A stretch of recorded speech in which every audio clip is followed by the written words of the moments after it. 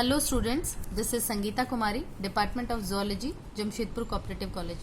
In previous class we have studied basic structure of DNA. Now we are talk about conformation of different DNA. So let's know something about how these three DNA get revealed. By X-ray analysis of DNA crystal at atomic resolution have revealed that DNA exhibits much more structural diversity, and such variations are aDNA, bDNA and zDNA. So let's study the differences one by one, and I have already written the characteristics by which we are going to differentiate them. And first characteristic is condition, in which condition this DNA is going to be prevail. So it occurs when DNA fibers are dried to about 75% relative humidity, like this. In other DNA this is followed. Now we move to the shape. Shape में हम ये जानेंगे कि ए DNA का shape कैसा है, B DNA का shape कैसा है, जेड डीएनए का शेप कैसा है. तो ए डीएनए जो होता है वो ब्रॉडेस्ट होता है, यानी सबसे ज़्यादा चौड़ा होता है. And B DNA is intermediate, ना वो ज़्यादा चौड़ा होता है ना ज़्यादा वो नैरो होता है. And Z DNA is narrowest. You can say कि हमारा जो आइडियल डीएनए है वो बी डीएनए है, ठीक है, जो नॉर्मल डीएनए जिसे हम कहते हैं. एंड जो the B form is believe to be predominant in cells. Okay, तो ये इंटरमीडिएट साइज का होता है, मीडियम. अगर हम बी डीएनए को जानते हैं, अगर उसके स्ट्रक्चर को हम जानते हैं, तो अगर हम उसे कह देंगे कि अगर हम बी डीएनए को कंप्रेस्ड कर देते हैं तो वो ए डीएनए बन जाएगा. बस मैंने समझाने के लिए बात कही है कि बी डीएनए जो है वो ए डीएनए जो है वो बी का कंप्रेस्ड फॉर्म है, ठीक है. और जेड डीएनए को हम कह सकते हैं कि वो उसका इलोंगेटेड फॉर्म है, ठीक है. अगर वो इलोंगेटेड हो जाएगा इंटरमीडिएट से तो वो ऑब्वियस है कि वो पतला हो जाएगा, तो ये नैरोएस्ट कहलाएगा. अगर उसको सप्रेस कर देंगे तो वो स्टाउट हो जाएगा, यानी छोटा और मोटा हो जाएगा, तो वो ब्रॉडेस्ट. इस तरह से आप उसको याद भी रख सकते हैं. If we compress B DNA then it become broadest and A DNA. If we elongate this then it is narrowest. Okay, now come to the helix sense. Another parameter is helix sense, यानी कि वो जो DNA है वो किस तरह से rotate करेगा. क्या वो राइट हैंडेड है, ठीक है. राइट हैंडेड के लिए हम क्या कहेंगे, राइट हैंडेड मीन्स क्या होता है, clockwise. If anything is rotating right handed it means it is clockwise rotation. Again B DNA is also clockwise and left handed DNA is anticlockwise. Understood? I have given arrow, by this you can understand easily कि what is left handed and what is right handed.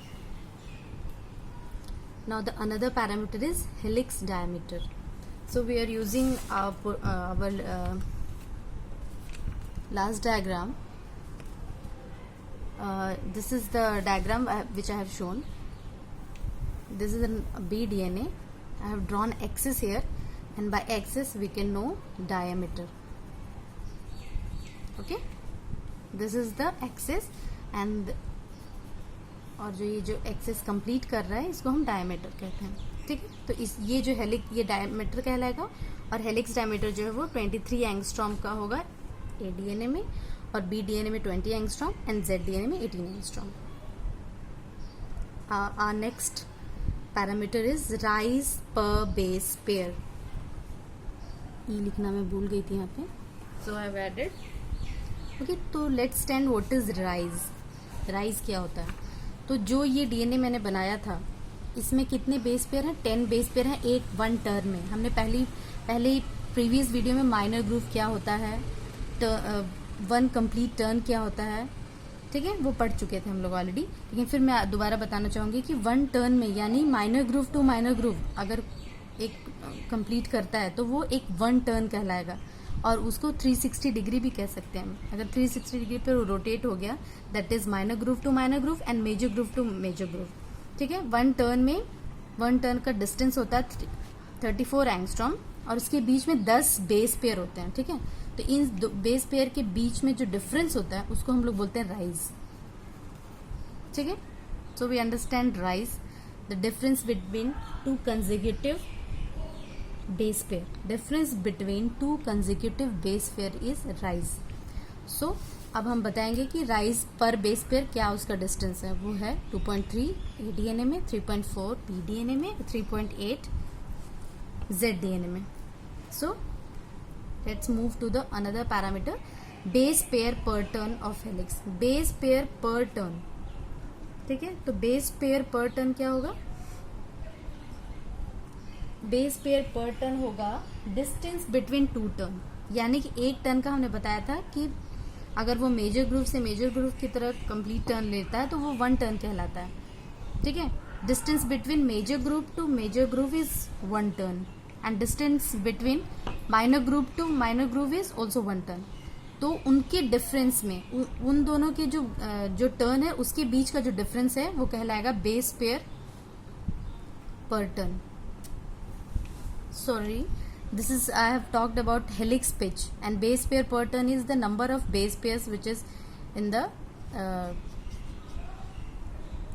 DNA, that is 11, and for BDNA we have 10 base pair and for ZDNA we have 12, because वो अगर वो intermediate है तो उसमें 10 होगा, और वो ब्रॉडेस्ट है उसमें 11 है, और वो बहुत ही नैरोएस्ट एंड लॉन्ग है तो उसमें 12 है, ठीक है.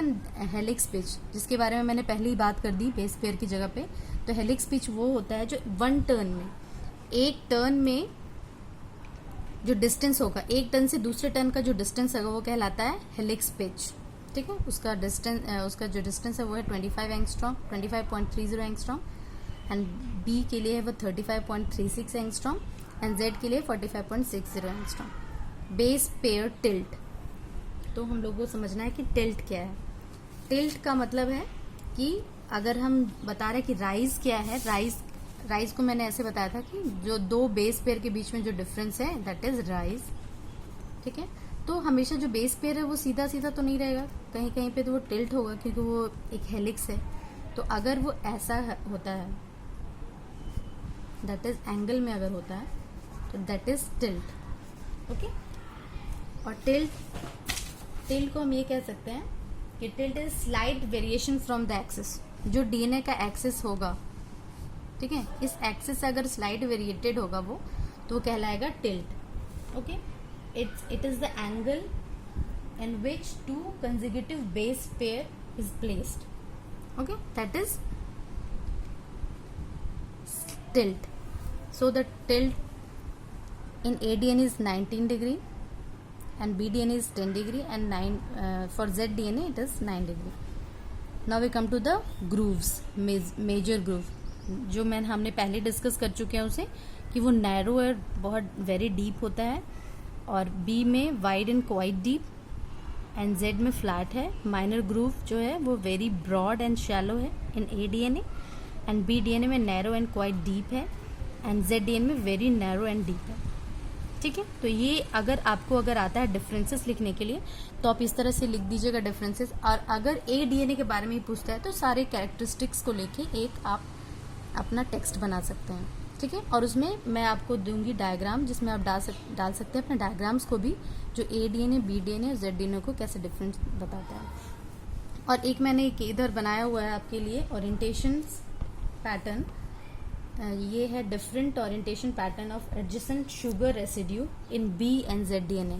यहाँ पे मैंने दिखा है 2 मोनोन्यूक्लियोटाइड यूनिट ऑफ BDNA, और ये है डाइन्यूक्लियोटाइड यूनिट ऑफ ZDNA. आप देख सकते हैं कि किस तरह से ये अपने बॉन्ड्स को बना रहा है, फॉस्फोडाइस्टर बॉन्ड को, और अपोजिट डायरेक्शन में है. This is left handed and this is right handed. You can also add this diagram to your notes. And now I am going to show you one more diagram which is in my book. I am going to give you PDF, okay. This is the model of idealized form of ADNA, BDNA and ZDNA, okay. कैसे वो बहुत ज़्यादा broad है, and it is the intermediate type, and it is the narrowest, and the clockwise is also showing which is left handed, which is right handed. This is right handed, this is left handed. अगर कुछ बातें आपको अगर नहीं समझ में आई है तो आप मुझे कमेंट बॉक्स में लिख के पूछ सकते हैं, okay. Thank you. Stay safe.